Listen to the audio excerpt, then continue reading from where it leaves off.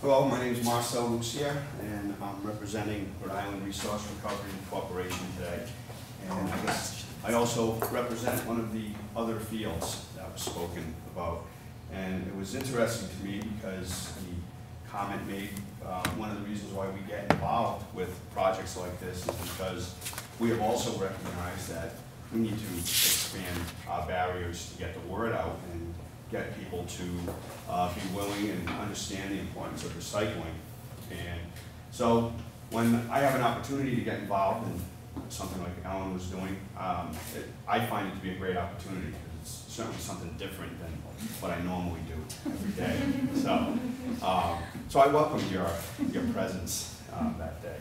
And we've done other projects with other groups as well, again with the idea of trying to diversify our message about what most people refer to as the landfill. We always refer to it as Rhode Island Resource Recovery Corporation, which probably most people aren't that familiar with. Everyone usually refers to it as the landfill. But some of the things we've done in the past, and not so distant past, for instance, at the one of the stigmas of a landfill is that it's a landfill, and in reality, it's kind of a living, breathing organism to some degree. We're sited on about 1,000 acres, but only about 200, 300, 400 acres of it will ultimately be actually landfill area. The rest of it is buffer zone, and it's wildlife area, because we have to have a buffer between us and where people live. So one of the projects that we got involved with was becoming a certified natural habitat for wildlife. And we did that in conjunction with Boy Scouts of America and a number of volunteers from that work at Resource Recovery and their families.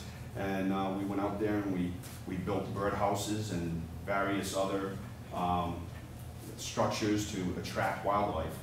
And we also got involved in a project. It was more of an art project.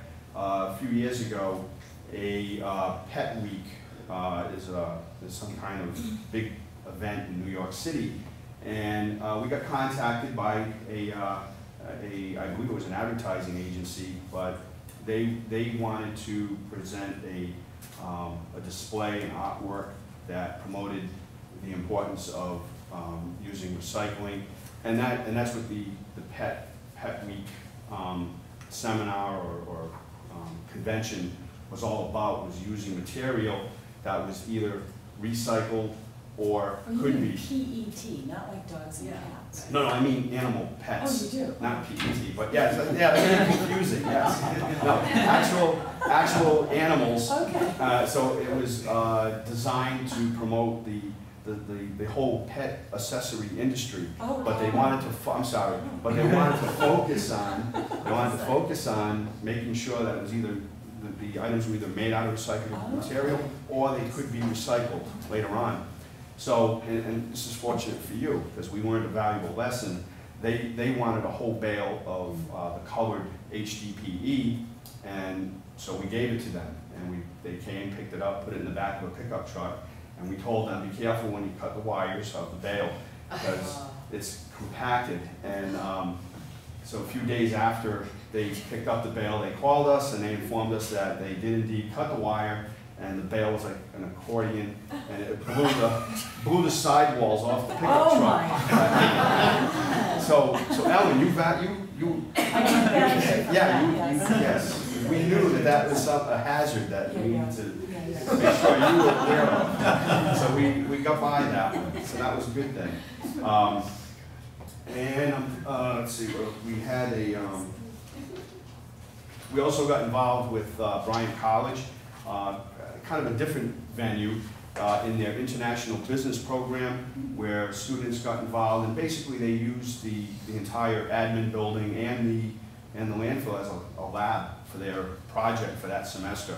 And that was a rewarding experience. But all of these ideas are different ways to reach out to the community, because every day we have to get a message out to all the people that live in Rhode Island. And as we all know, we're all different. We all have different backgrounds, and trying to use the same method isn't going to work with everybody. So this is a great opportunity to reach a different group in a different way. Speaking of Rhode Island Resource Recovery Corporations, the mission statement, this is what we try to do. Provide environmentally responsible and economically sound waste management options to meet community needs using public and private systems, programs, and facilities. So that's kind of a mouthful, but that's what we try to do. Our ultimate goal is to increase the life of the landfill. That's very important because every day more trash is going in there. Every day the trash goes in there, obviously we're using up airspace. Right now, we're projecting to be able to remain a landfill and continue to take debris, trash into the landfill for about another 20 to 25 years, which sounds like a long time, but in reality, that's not a long time. It goes by amazingly quick. Every day, we bury an area about the size of a football field, about 15 feet deep, every day. So that's gobbles up a lot of airspace pretty quickly. And so it's important that we try to figure out ways to, how do we slow that down? And the biggest way really is through recycling. So we promote what we call the 4 R's, which is recycling, reducing, reusing, and the 4th one is rot, which is composting, which recently another one of my valuable learning experiences where I work, I had to rejuvenate our worm display. Because we have an education center at Resource Recovery, and we bring in many tours, thousands of students from elementary, middle school, high school. We even have college groups. We have a lot of senior centers come by, Boy Scouts, Girl Scouts, Cub Scouts. We reach out to thousands, and we try to focus on the young, because our hope is that when they become the adults out there, that they remember, oh yeah, I remember recycling, I remember that. And that's the hope anyways, but we don't neglect anyone either. We try to get the message out on a regular basis. But so recycling is very important, and we're moving towards a new era in Rhode Island. We're going to something called single stream recycling, because right now in Rhode Island we're what's called a dual stream process. If those of you that are from Rhode Island or are familiar enough with the program, you might know that we have a blue bin and a green bin, and then there's another receptacle for your trash. Now that's called dual stream. So you basically are doing the sorting to a degree, and then when it gets to us, as Alan is on the slides, you can see the conveyors and there's different machines that do the sorting.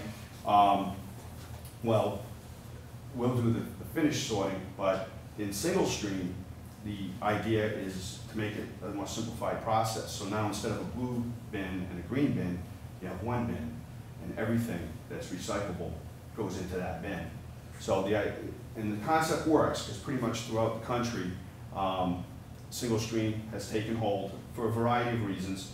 But one of the big ones is that it's easier for the consumers, yourselves, to do recycling. You don't have to think about, is it paper, is it plastic, or glass.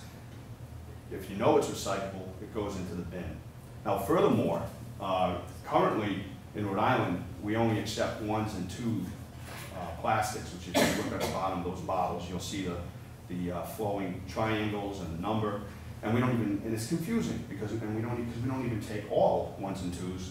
We only take the 1s and 2s that are bottles, basically. The opening has to be smaller than the base. There's a lot of reasons for that. I don't know if you want me to bore you with the details.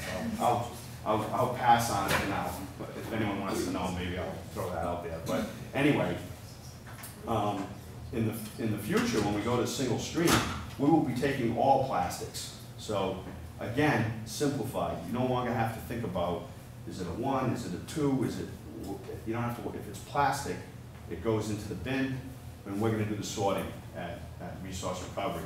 And we're in the process right now of installing the new sorting system. And one of the nice components, as you mentioned, Ellen, right now we have people that are sorting, and they're doing this all day long, grabbing bottles. It's not very efficient because it's only as effective as the ones that they can see and the ones they can grab. So flattened bottles, most of those go by and end up not being captured because there's limitations to the systems. But in the new world, we're going to be installing what's called optical sorting, which is similar to the grocery market where you have the infrared reader that reads the barcode on your product. Well, these computers are going to be able to identify anything going by on the conveyor, well, anything we program it to identify, and it's going to say this is PET, not PET. It's a PET bottle. It's going to go by on the conveyor, and the computer is going to send a signal to a air compressor, and it's going to know when to hit a shot of air to eject the bottle off the conveyor. And we're going to have a number of these, and that's going to allow the sorting process to be automated and more effective. How many people are losing jobs with that, I wonder? Well, as a matter of, it's a good question, but one of the I think ideal situations is that recycling rate traditionally across the country that have instituted single stream systems goes up anywhere from 20 to 50%. So we're going to have more volume once we get the system up and running. Initially, to your point, we're probably going to shed anywhere from 4 to 10 positions. However, when the idea is to get this system up and running in full steam, we currently only run one shift, we're going to be running 2 shifts, so there's going to be a net gain of employees in the long run. Because another beauty of this is that not only are we going to be going after the residential material, the system we have now has limitations, so we can't really focus on the commercial very much. So, but with this new system, we're going to be able to go after the commercial tons that are out there. And that also means that's also a big initiative as to why we put this system in, because currently most commercial entities have difficulty recycling because if they're a mom and pop store, they need 2 containers, of one for their paper, one for their containers, one for their trash. Usually they're pretty limited with space. Now they're going to have, we've cut it to 1/3 as far as the space they need. And it's a lot simpler. You know, there's a lot of rules right now. You put this, not this, that. So that the rules have diminished.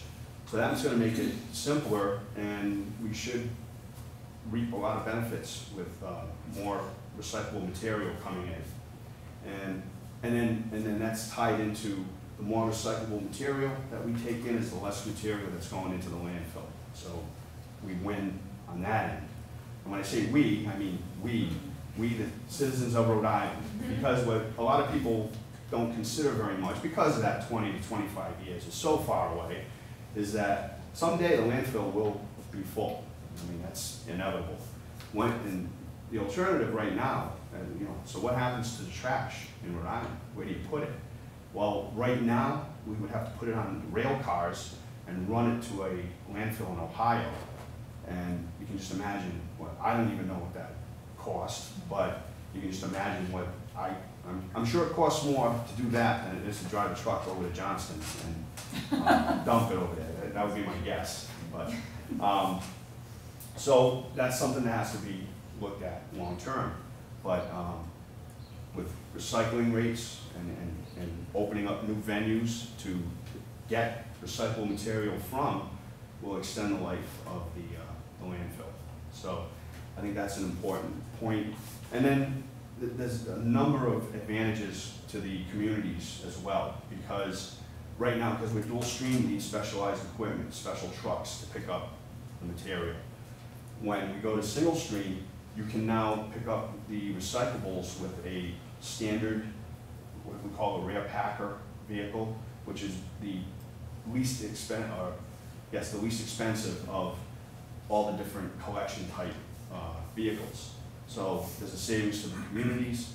And then lastly, in addition to all the things that I've already mentioned as far as the benefits go, each community, each year, we at Resource Recovery, we share the profits that we make off of selling the material with the communities. And how that works is we take our expenses, and then we have our profit, whatever that is. Half the profit we keep, and we put it into these, like, a single stream system. We put it back into our own operation, so that we can continue to innovate. But then the other half that's left gets divvied up amongst the communities based on the number of tons that they brought to the recycle center. And so they benefit there. And that's another cost savings is that every recyclable ton that comes to Rhode Island Resource Recovery gets brought there at zero. It doesn't cost anything. It gets tipped for free. Trash there's an expense there. It costs, I believe it's $32 a ton for every ton of residential trash that's delivered to the resource recovery. So there's an enormous amount of reasons to do this, economically, environmentally. It just makes so much sense to do. So I saw a couple of hands up. Yes? I was curious, I know that my friends in San Francisco have a city bin for compost. And Yes. I was wondering if that's a possibility for Rhode Island anytime? Well, anybody that wants to compost can. You're kind of on your own. It's a cottage industry. You got to, you don't, we sell compost bins at Resource Recovery, but you don't have to buy one to compost. You can make them yourself if you want. I have this massive device in the back, my backyard. All my garden leaf and waste goes into that bin, and I turn it and create loam for myself every year. But again, there's a lot of interest in food scraps, trying to divert food scraps out of the waste stream. There are some facilities that are creating composting facilities, and they go waste to energy, basically. They take food scraps and they turn it into energy. And I was gonna say that during the warmer months of the year, the farmers markets take in. Actually, in the winter as well. Do they? The Pawtucket Winter Market will also collect. Yeah, that's what, because I don't have any place to put it, so I take it in my little filthy contribution every time. now, myself, I take my food scraps and I throw it in my compost bin. And I don't know what comes in the night, but there's the food doesn't last. It never composts. It's one, but some, I don't know, cats, possums, fox, I don't know. Something's coming. Yes?